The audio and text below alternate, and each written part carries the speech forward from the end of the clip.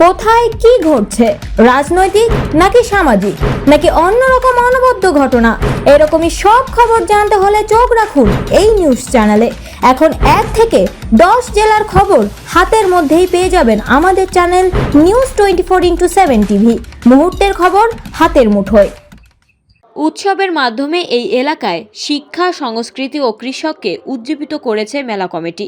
মুখ্যমন্ত্রী মানুষের কাছে আবেদন করেছেন যে বাল্য বিবাহ প্রতিরোধ করতে হবে। এই মেলা কমিটি তার ট্যাবলোর মাধ্যমে করে দেখিয়েছে। বৃহস্পতিবার পশ্চিম মেদিনীপুর জেলার 3য় বর্ষের খণ্ডরুই পৌষ পার্বণ মেলার আনুষ্ঠানিক উদ্বোধনে উপস্থিত থেকে এমনটাই মন্তব্য করেন দাঁতনের বিধায়ক বিক্রম প্রধান। তিনি বলেন, মানুষের স্বাস্থ্য পরিষেবা দিচ্ছে এই মেলা কমিটি। এখানে সংস্কৃতি বিষয়ে চর্চা হবে।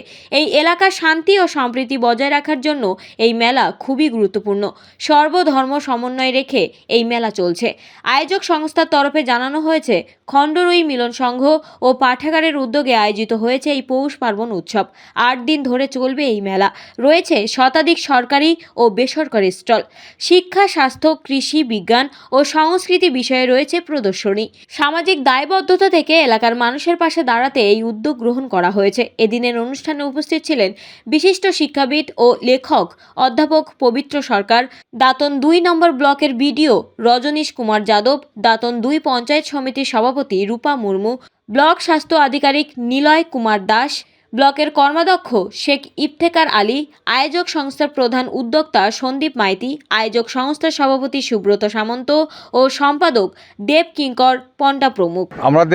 আমি তো আমার বক্তব্যে একদম এই খণ্ডরুই মিলনী সংঘ পাঠাগারের তাদের যে উদ্দেশ্যের কথাটা তো আমার বক্তব্যের মাধ্যমে আমি পরিষ্কার এলাকাবাসীর কাছে তুলে ধরেছি যে আজকে শুধু মেলা উৎসব প্রাঙ্গণ নয়, মেলার মাধ্যমে আমাদের গ্রামীণ যে অর্থনীতি, সেই অর্থনীতিকে শক্তিশালী করার একটা প্রাণকেন্দ্র।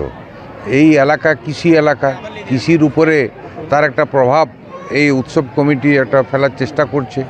মৎস্য চাষের উপর, শুধু মৎস্য চাষ কৃষি নয়, সবথেকে বড় হচ্ছে যে বাল্য বিবাহ রোধ। গ্রামের দিকে যে কম বয়সের মেয়েদের বিয়ে হয়, আজকে মাননীয় মুখ্যমন্ত্রী মমতা বন্দ্যোপাধ্যায় তিনি কন্যাশ্রী প্রকল্প চালু করে এটাকে রোধ করার চেষ্টা করেছেন এবং প্রায় রোধ হয়ে গেছে। এলাকার মানুষকে কনসাস হতে হবে, সচেতন করে গড়ে তোলার ক্ষেত্রে এই পৌষ পার্বণ উৎসব কমিটি একটি গুরুত্বপূর্ণ ভূমিকা পালন করেছে। তাই তাদেরকে আমরা ধন্যবাদ জানিয়েছি।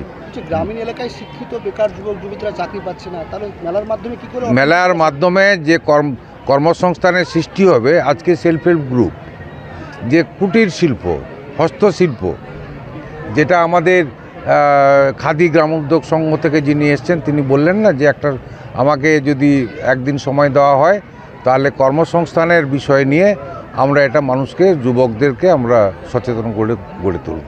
রাজ্য সরকার যে মেলার পক্ষ থেকে যে বিভিন্ন সাহায্য সহযোগিতা করছে, তো এই ক্লাব কি রাজ্য সরকারি সহযোগিতা পাচ্ছে বলে মনে করছে? না, সেই সময় এই ক্লাব কোনো যোগাযোগ করেনি। হ্যাঁ, এখন তো সেই স্কিমটা বন্ধ হয়ে গেছে। সেই স্কিম চালু থাকলে নিশ্চয়ই এই ক্লাব পেতো আর কি। খণ্ডরুই মিলন সংঘ পাঠাগার নিশ্চয়ই আমরা দিতাম। এরা অনেক ভালো কাজ করছে, শুধু মেলা নয়। আপনার বিধানসভা এলাকায় অনেক ক্লাব দাবি করছে যে তারা রাজ্য সরকারের কোনো অনুদান কিংবা সাহায্য সহযোগিতা পাচ্ছে না, অনেক ক্লাব পেয়েছে এবং যারা পেয়েছে তারা ভালো কাজ করেছে।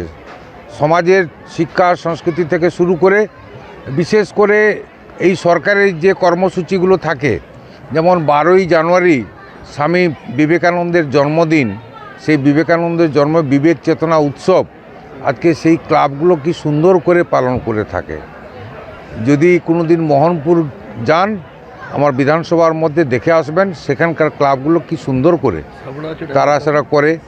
এবং সাবড়াতেও হয়, এখানে দাঁতন 2-তে অনেক ক্লাব আছে, হরিপুরে আছে, তারা সুন্দর করে করে। হ্যাঁ, অনেক।